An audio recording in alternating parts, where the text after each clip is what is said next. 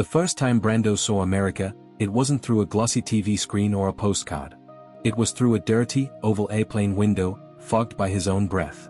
He was 10.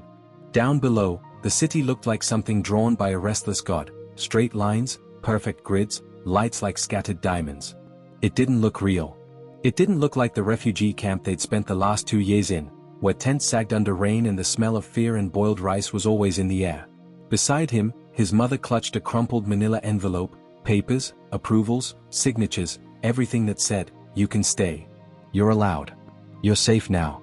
His father just stared straight ahead, jaw clenched so hard the muscle in his cheek twitched. He had carried the weight of a family through war, through borders, through humiliation. Now he stared at a plastic seat back as if it were another enemy to outlast. "Look, Papa," young Brando whispered, tapping the window.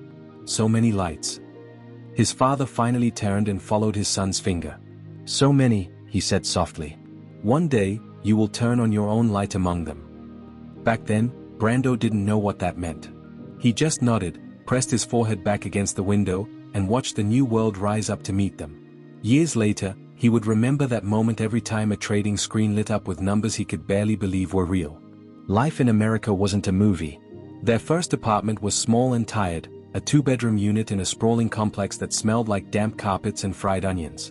Cockroaches owned the kitchen after midnight, and the heating worked when it felt like it.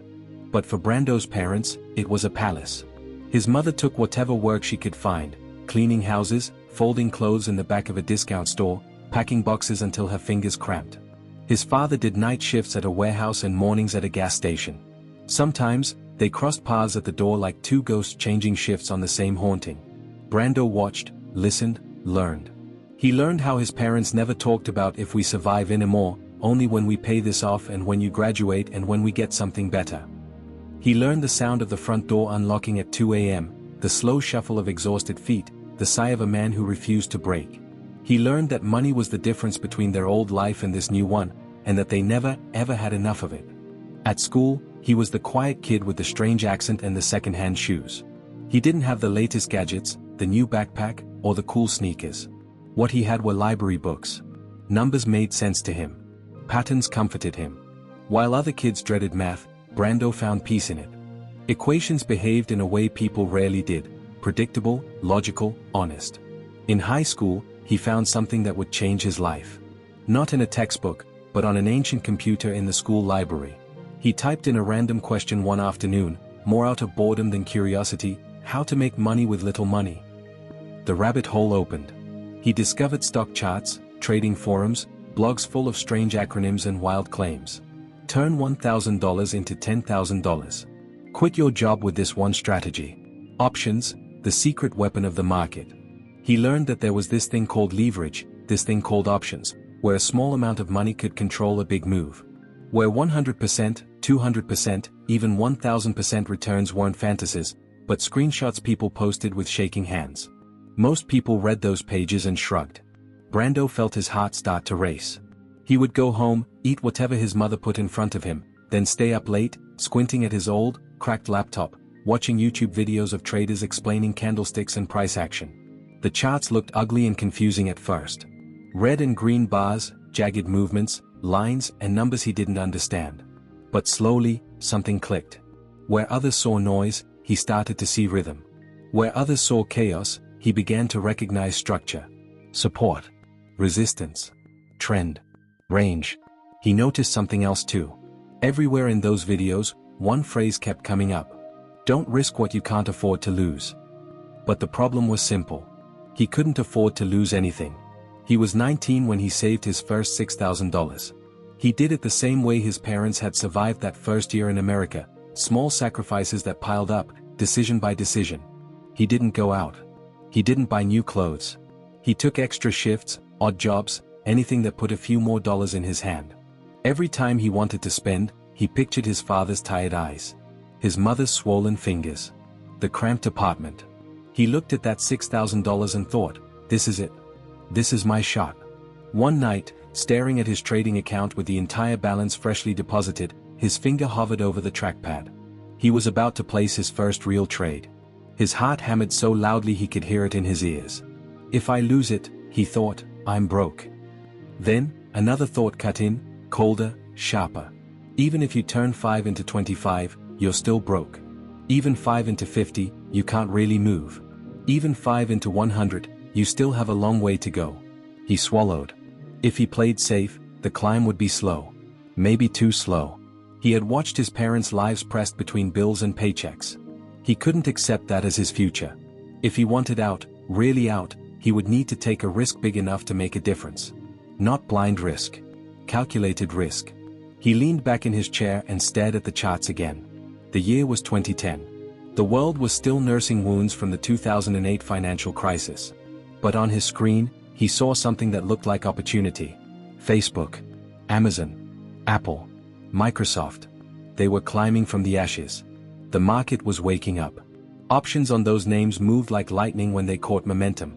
He'd seen it in backtests, in historical charts. 500% runs, 800% rips, options going 10x in days when the market finally decided to reward patience.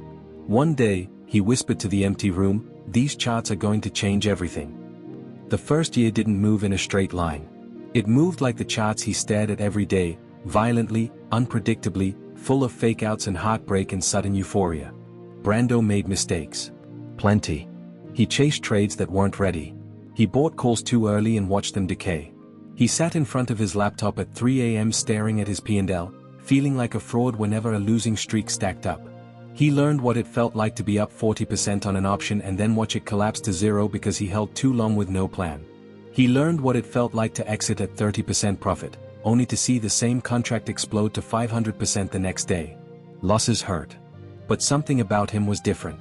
Most new traders tried to trade every day. They made daily goals, forced wins out of thin air, or blew up trying. Brando noticed, early, that the market wasn't generous every day. Some days, the risk was too high for the reward. Some days, the trend wasn't clear. Some days, the charts were just ugly. He made a decision that other beginners rarely made. He would wait. He would go days, sometimes weeks, without taking a single trade. When others forced entries because they were bored, he watched from the sidelines. When group chats buzzed with "I just made 30% on this scalp," he closed the app and opened his charts again, quietly tracking levels, watching price. It felt like torture sometimes. He wanted action. He wanted to feel like a trader. Instead, he was teaching himself the hardest skill in the game, patience. He began to ask himself one question before every single trade. Would I take this trade 90% of the time if I saw it again? Is this truly an A+ setup? If the answer was anything less than a solid, unshakable yes, he didn't touch it. And so he sat a day. And waited. And watched. Until one of those setups finally appeared. It was Facebook the first time.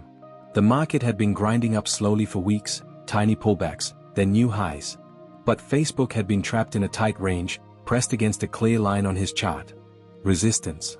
He drew it in, a simple horizontal line. No fancy indicators. No Fibonacci. Just price, coming back over and over to the same level and failing. Then, one afternoon, the stock approached that level again. Volume swelled. The broader market was strong, tech was on fire, and he saw a familiar pattern forming. A coiled spring. He checked the news. Earnings were around the corner. Sentiment was strong. The risk was clear, but so was the potential. He watched the 15-minute candle form. It tapped the resistance level, pulled back a little, then surged, breaking through with conviction. The line that had held price in place for weeks snapped. Brando didn't flinch. His cursor was already hovering over his order ticket. Weekly call options. Small size.